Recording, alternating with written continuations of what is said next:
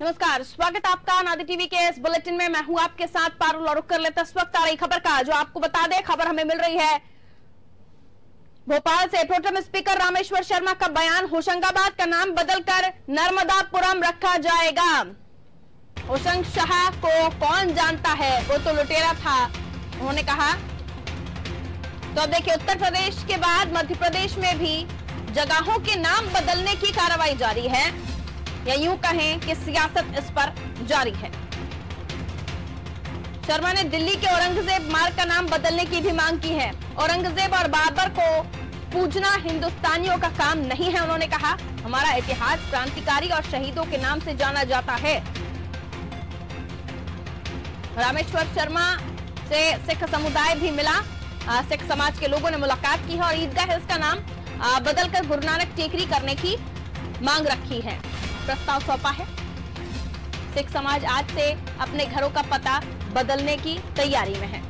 तो देखिए, पहले गुरु नानक जयंती के दिन सिख समाज का एक पर्व होता है। गुरु नानक जयंती के दिन ईदगाह हिल्स का नाम बदलकर प्रोटेम स्पीकर साहब ने कहा था कि उसे गुरु नानक टेकरी रखना चाहिए, उनकी मांग थी। लेकिन उसके बाद अब सिख समाज भी इसको लेकर डिमांड कर रहा है। लेकिन होशंगाबाद का नाम भी बदलने की बात रामेश्वर शर्मा साहब कह रहे हैं। समझने की कोशिश करते हैं। वैभव गुप्ता विशेष संवाददाता फोन लाइन पर इस वक्त मौजूद हैं। तो अब हम देश में लगातार नाम बदलने की कवायदों को देखेंगे। वैभव, उत्तर प्रदेश से ये पूरी सियासत शुरू हुई, या पूरा प्रोसेस शुरू हुआ, और अब मध्य प्रदेश के अलग अलग जगहों का नाम बदलने की बात, और यही नहीं रुके रामेश्वर शर्मा, दिल्ली में भी नाम बदलने की बात कही जा रही है। बिल्कुल, भोपाल से होशंगाबाद, होशंगाबाद से दिल्ली, जिस तरह से दिल्ली में औरंगजेब जो मार्ग है उसका नाम बदलने की मांग भी रामेश्वर शर्मा के द्वारा की गई थी। उनका साफ तौर पर कहना था कि औरंगजेब तो लुटेरा था, उसका भारत की संस्कृति से क्या लेना देना है। इसके साथ ही होशंगाबाद को लेकर उन्होंने कहा कि वहां नर्मदा जीवनदायिनी नर्मदा बहती है और जो सबका कल्याण करती है। तो जो होशंग जो के शासक थे, उनके द्वारा मंदिर तोड़े गए थे और पूरे जो आसपास के स्थान होते हैं, धरोहर होती है भारत की, उनको तोड़ा गया था। तो इतिहासकार हमारी आने वाली पीढ़ी के बारे में क्या लिखेंगे, हमारे शहरों के बारे में क्या लिखेंगे।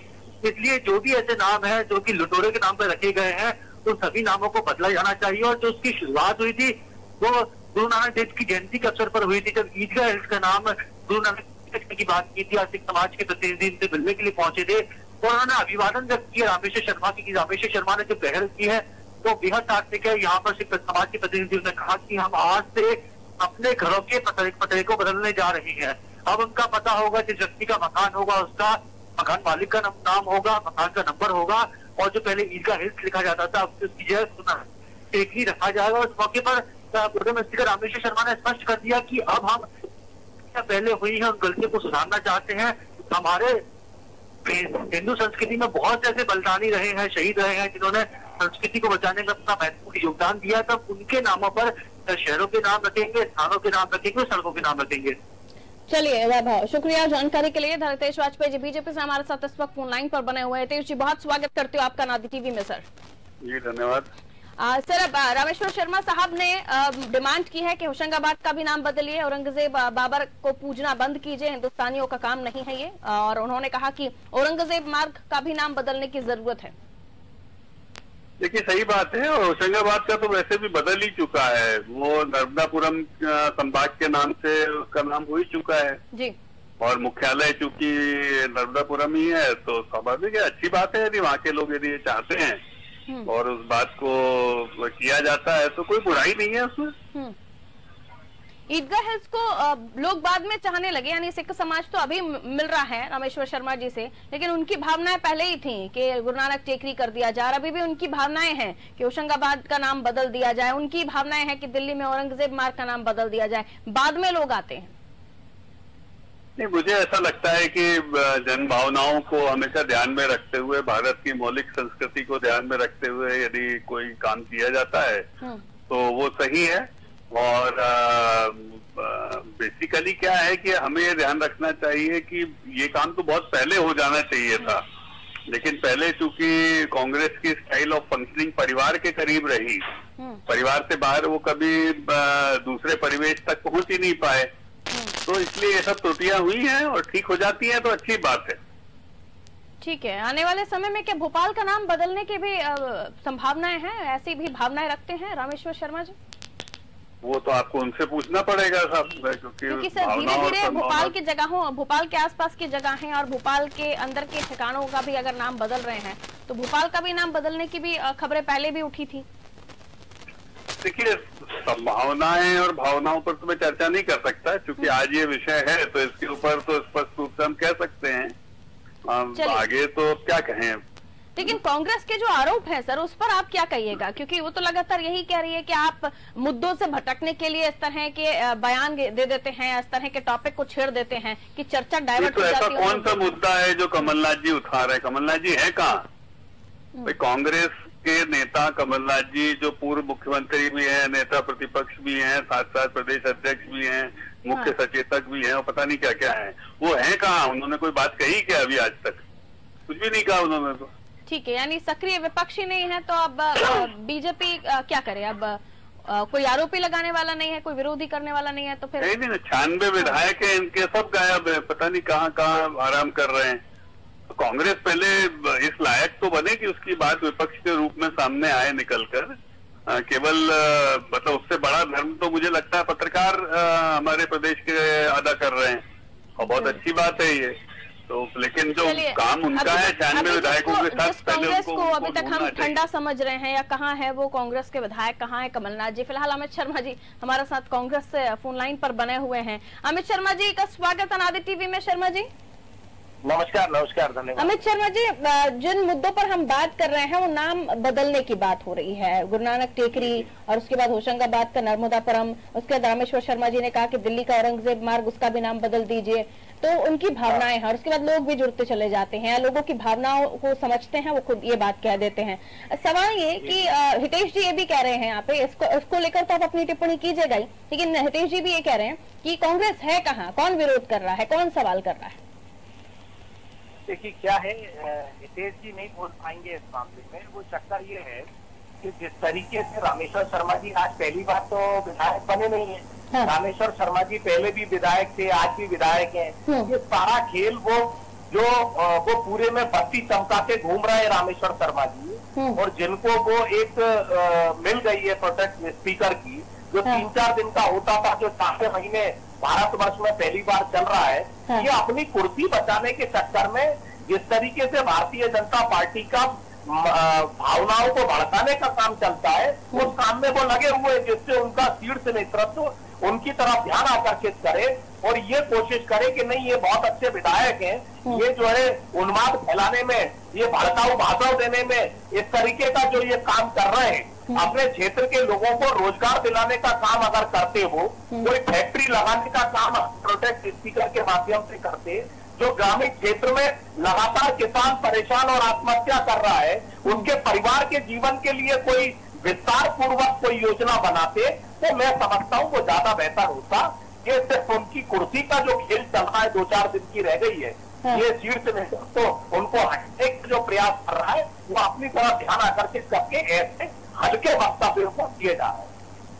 चलिए, हितेश वाजपेयी जी, रामेश्वर शर्मा साहब की स्ट्रैटेजी है अपनी सियासत चमकाने की या अपनी तरफ ध्यान आकर्षित करने की, सर क्या कहेंगे? देखिए, जहां तक ये सब बातें हैं तो आज आरिफ मसूद के ऊपर सारी धाराएं लगी हुई हैं, जिसका जिक्र किया गया, शांति भंग करने का, सांप्रदायवाद फैलाने का, वो संप्रदायों को लड़ाने का, और वो जमानत पर हैं, अग्रिम जमानत लेके घूम रहे हैं इधर से उधर। तो वो सिटिंग एमएलए हैं जो कि इसको झेल रहे हैं, जबकि रामेश्वर शर्मा जी के ऊपर ऐसा कोई भी आरोप कहीं पर भी लंबित नहीं है। एक बात। दूसरी बात, देखिए कांग्रेस हमेशा सिखों की विरोधी रही है, इसीलिए जब भी सिख गुरु के नाम पर हम किसी भी टेकरी का नाम करने के लिए यदि सिखों की तरफ से भी जैसे आज मांग आ रही है, उसका हम इंटरटेन करेंगे तो कांग्रेस हमेशा उसका विरोध करेगी, क्योंकि कांग्रेस ने संस्थागत रूप से सिखों का नरसंहार किया था। कांग्रेस का मानना यह है कि इंदिरा जी की हत्या के पश्चात वो सिख कौम से नफरत करने लगे हैं, तो उनके नाम से तो वो खुश होंगे नहीं, हमें भी पता है इस बात को। और कमलनाथ जी के ऊपर तो दंगों के दाग भी हैं, तो कमलनाथ जी जब तक नेता हैं यहाँ के, तो सिखों के 84 के दंगे और कमलनाथ जी, आप गूगल करके देख लीजिए कितने संगीन आरोप उनके ऊपर हैं। तो ऐसी अवस्था में गुरु नानक देव जी के नाम पर कोई रिलीफ या कोई समर्थन कांग्रेस करेगी, ऐसी हमें कोई उम्मीद नहीं है। दूसरी तो स्वाभाविक है कि भाजपा कोई आगे आना होगा। हितेश जी कि रामेश्वर शर्मा साहब जो कर रहे हैं वो तो उन्होंने कहा कि एक उनका पर्सनल एजेंडा है, लेकिन ये भी उन्होंने कहा कि आपके क्षेत्र में आप कितने रोजगार दे पाए हैं, आप फैक्ट्रियां लाने की बात क्यों नहीं करते, आप विकास लोगों का हो जाए इसको जोड़कर बात क्यों नहीं करते, ये इश्यूज आपको पहले याद रहते हैं? देखिए, मैंने पहले भी कहा कि सभी जगह काम हो रहा है, लेकिन सबसे ज्यादा यदि कोई काम बिल्कुल नहीं हो रहा है तो वो 96 विधायकों के साथ 4-4 पदों को रखकर बैठे कमलनाथ जी हैं कहाँ? तो पहले तो वो अवतरित हो जाएं तो फिर अपन लोग इस सब की बातचीत करें, क्योंकि आपने बुला लिया है और कहना पड़ रहा है, ये विषय अलग हो गया। रोजगार की बात करनी है और विकास की बात करनी है तो उसके लिए विपक्ष पहले आए आगे, फिर आप बात। बिल्कुल, सरकार तो अपना काम कर ही रही है और सरकार जो काम कर रही है उसका ब्यौरा हम विधानसभा के पटल पे रखते ही हैं। ठीक है, टिप्पणी अमित जी की ले लेती हूँ मैं। अमित जी क्या कहेंगे? अमित जी नेता है जी, हितेश जी वरिष्ठ नेता है, लेकिन मैं याद दिला दूं कि आज वो हितेश जी बन रहे हैं, ये वही कांग्रेस है जिसने मनमोहन सिंह जी को, ये जिनको गूंगा कहती थी भारतीय जनता पार्टी, आज वही सिख समुदाय में से एक रत्न निकालकर मनमोहन सिंह जी को कांग्रेस पार्टी ने देश का प्रधानमंत्री बनाया और गर्व है कांग्रेस को कि वो 10 साल कांग्रेस के प्रधानमंत्री रहे। और रही बात जिस तरीके से आज सिख की चिंता कर रहे हैं, केंद्र में किसकी सरकार है आप पूछ सकते हैं। केंद्र में भारतीय जनता पार्टी आज नरेंद्र मोदी की सरकार है। कौन सिखों पर, किसान सिखों पर लाठियां बरसा रहा है? कौन किसान सिखों को लगातार बर्बरता पूर्वक पानी की बौछार इस ठंड में कर रहा है? क्यों किसानों से बात नहीं हो रही? आज ये किसानों के दर्द की बात नहीं कर सकते, ये सिर्फ उन्माद फैला के। कई बात आरिफ मसूद की, आरिफ मसूद को आपने क्यों जेल में नहीं करा, अदालत में क्यों उनको जमानत की? इसका मतलब उनको प्रताड़ित कर रहे थे एक विधायक को। अब आप इस सियासत से आपको उठना पड़ेगा। आज देश के अंदर, प्रदेश के अंदर कोविड-19 के बाद हजारों करोड़ों लोगों की नौकरी चली गई। बांट दिया है सिख समुदाय को आपने हितेश जी, वहाँ आप दिल्ली में उन पर बौछारें छोड़ रहे हैं पानी की, वहाँ भी तो सिख हैं और यहाँ पर आप जो आपकी भावनाओं का स्वागत कर रहे हैं वो आपके लिए अच्छा है। देखिए, ऑपरेशन ब्लू स्टार आपने सुना होगा। आजाद भारत में सबसे पवित्र स्थान स्वर्ण मंदिर है। स्वर्ण मंदिर के ऊपर रॉकेट लॉन्चर और मोर्टारों से हमला किसने किया? क्या उसके पास और कोई तरीका नहीं था जिससे उसकी क्लीनिंग की जा सकती हो? 6 साल से मोदी जी की भी सरकार है, 5 साल अटल बिहारी वाजपेयी जी की भी सरकार रही। कई बार मस्जिदों से भी आतंकवादी निकलते हैं, लेकिन आप बताइए कोई मस्जिद मोर्टार से या रॉकेट लॉन्चर से खत्म कर दी गई हो?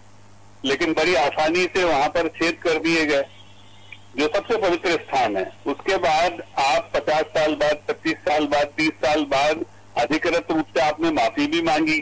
माफी मांगने से लेकिन उन हजारों सिखों की जाने क्या वापस आ जाएंगी? और इसीलिए एसआईटी का गठन भारतीय जनता पार्टी ने किया 2014 में। लोग हैं उनकी क्या स्थिति है उस पर भी कांग्रेस चाहती है कि बात हो, कि जो हालात इस वक्त दिल्ली में चल रहे हैं और उसे आप स्थिति अच्छी मानेंगे सिख समुदाय की, और आप भोपाल में अगर वो डिमांड कर रहे हैं, अब डिमांड उनकी आई है कि गुरु नानक टेकरी बनाया जाए, कि वो स्थिति अच्छी है?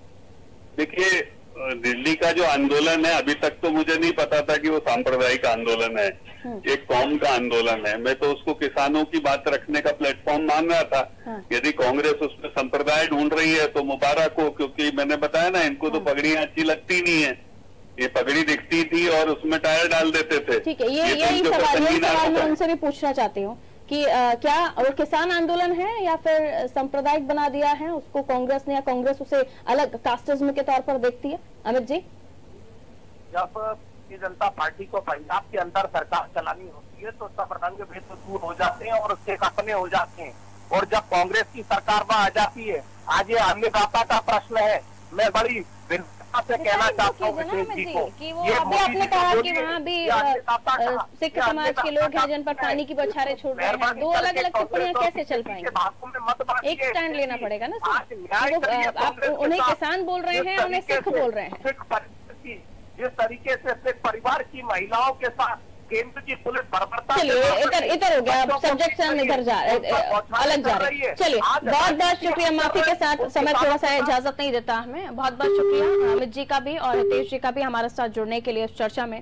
तो देखिए बहुत ही इम्पोर्टेंट हो जाता है इन विषयों पर चर्चा करना जो सीधे जनता की भावनाओं से जुड़े हुए होते हैं, जनता की सोच से जुड़े हुए होते हैं, उनकी विकास से जुड़े हुए होते हैं। और रामेश्वर शर्मा जी ने ईदगाह हिल्स को गुरु नानक टेकरी का नाम देने की बात कही। उन्होंने कहा कि उस इतिहास को हम क्यों याद रखें जो देश के हित में नहीं रहा। उसमें उन्होंने कहा कि औरंगजेब बाबर को पूजना हिंदुस्तानियों का काम नहीं है। उन्होंने दिल्ली में औरंगजेब मार्ग को का भी नाम बदलने की बात की। उन्होंने कहा हमारा इतिहास क्रांतिकारी और शहीदों के नाम से जाना जाता है और इसे जाना जाता रहे। इसको लेकर उन्होंने कहा कि नाम बदलना की जरूरत है और इसीलिए डिमांड हुई ईदगाह हिल्स को गुरु नानक टेकरी का नाम देने की और उसके बाद होशंगाबाद को बदलकर यानी उसका नाम बदलकर नर्मदापुरम नाम देने की। तो किस तरह की कई तरह की सियासत है जिसको लेकर अब ये बात जो चली, यानी हमारे दोनों दलों के जो प्रवक्ता हैं हितेश वाजपेयी जी और अमित शर्मा जी, उन्होंने कहा कि दिल्ली तक भी वो पहुंच गए कि सिख समुदाय सिखों को लेकर बात शुरू हो गई। किसान वहां प्रदर्शन कर रहे हैं, सिख प्रदर्शन कर रहे हैं। ये अब दूसरे विषय पर जाने लगी थी चर्चा, इसलिए उसे रोकते हुए ये विचार करना जरूरी हो जाता है या कि इस वक्त जब अर्थव्यवस्था ठीक नहीं है देश की, मध्य प्रदेश की, इस वक्त जब रोजगार जा रहे हैं, इस वक्त जब किसानों की मौतें हो रही हैं, ऐसे समय पर नाम बदलने से क्या रोजगार आ जाएंगे? नाम बदलने से क्या मध्य प्रदेश की हालत ठीक हो जाएगी? क्या राजस्व में बढ़ोतरी होने लगेगी? ऐसे मुद्दों पर विचार करना फिलहाल सरकार नहीं जरूरी समझ रही, ये भी आरोप कांग्रेस ने लगाया।